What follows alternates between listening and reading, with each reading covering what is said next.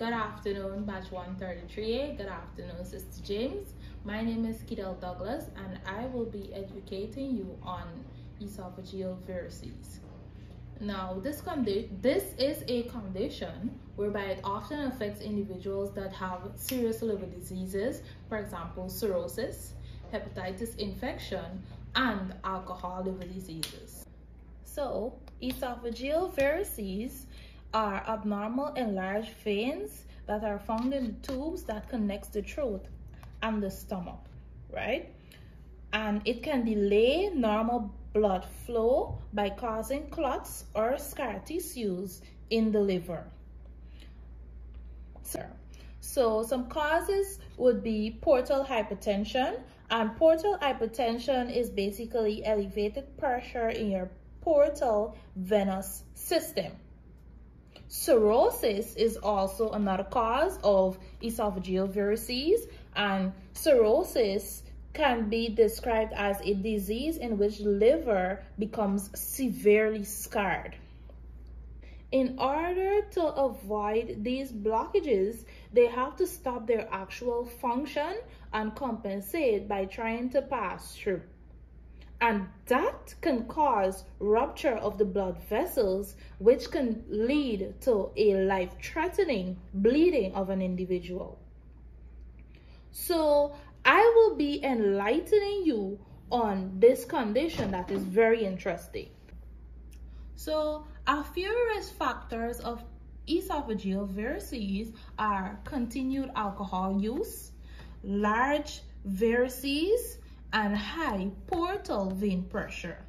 As it relates to continued alcohol use, risk of variceal bleeding is far greater than if an individual continue rather than if they stop, especially if the disease is alcohol related. Large varices, the larger the esophageal varices, the more likely they are to bleed. High portal vein pressure. Now, the risk of bleeding increases as the pressure in the portal veins increases. Now, the high portal vein pressure is in relation to portal hypertension. Pathophysiology. First, there is portal hypertension. And portal hypertension, there will be a resistance to portal flow and an increase in venous inflow, right? And then there is portal pressure gradient, whereby there is the development of the pressure gradient of 12 mmHg or greater between the portal vein and inferior vena cava. And the third stage, we have venous collaterals developing from high portal system pressure to systematic veins in esophageal plexus. Now we have the fourth stage, whereby abnormal varicoid vessels form, and the abnormal varicoid vessels can form in either the first stage at portal hypertension, the second stage at portal pressure gradient, or the third stage at venous collaterals develop. And the last stage of the pathophysiology is whereby vessels may rupture, and these vessels can rupture, causing life-threatening hemorrhage. Clinical manifestation of esophageal varices. We have hematemesis, whereby there's vomiting, large amounts of blood, melena, and this can be black, tarry, or bloody stools an individual would be excreting. Rapid heartbeat, and general deterioration in the mental or physical status, often due to alcohol use of an individual. Diagnostic investigation of an individual with esophageal varices. The first indication of varices is often the presence of a gastrointestinal bleeding episode. For example, hematemesis. First, we have history, whereby an individual can have abdominal discomfort, jaundice, muscle cramps, weight loss in patients with chronic liver disease.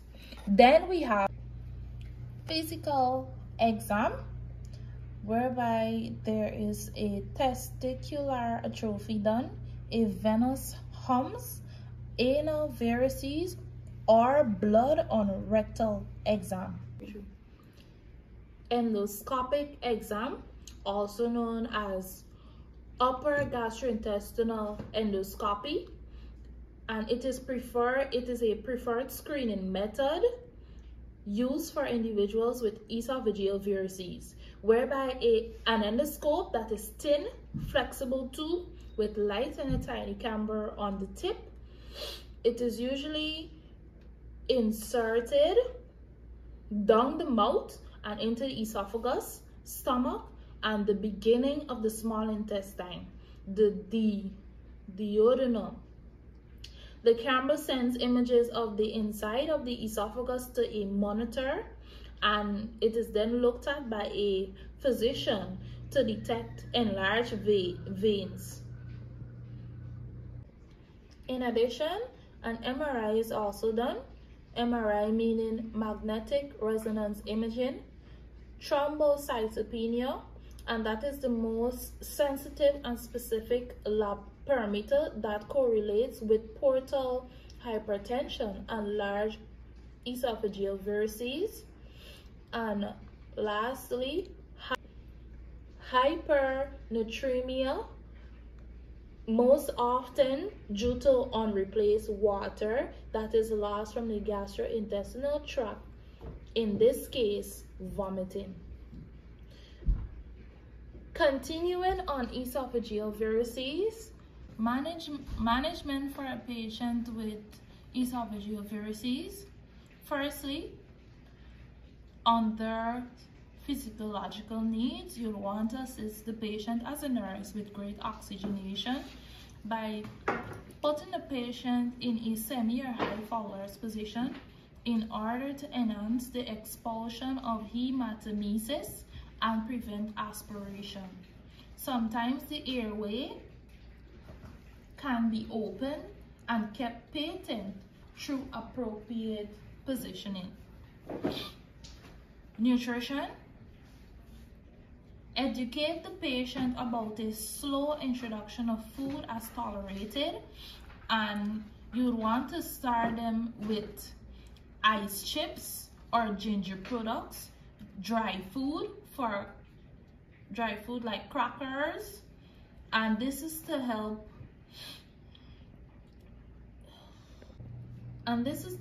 relieve nausea and maintain nutritional status.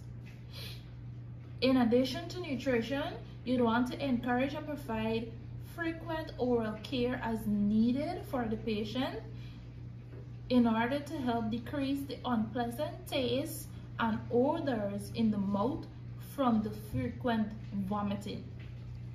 Thirdly, rest and comfort. Assist the patient in elevating the lower extremities by placing a pillow under the knees, assuming a comfortable position. Use compressed stockings and routinely turn the patient. And this will help to promote cerebral perfusion and venous return to the systematic circulation. You would want to also encourage frequent rest periods, provide a schedule of activities with adequate rest periods in between in order to help reduce cardiac workload and oxygen demand. Lastly, the use of beta blockers. Now, beta blockers are the most common medication used to treat portal hypertension. Two examples of beta blockers include atenolol and metoprolol. Mechanism of action of beta blockers. It works by blocking the effects of the hormone epinephrine, which is also known as adrenaline, and it causes the heart to beat more slowly with less force, which lowers the blood pressure. And the beta blockers also aid in widening veins and arteries to improve blood flow. Just 3 side effects of beta blockers: feeling tired, cold fingers or toes, and difficulties sleeping or nightmares. This brings us to, this is a diagram showing esophageal varices.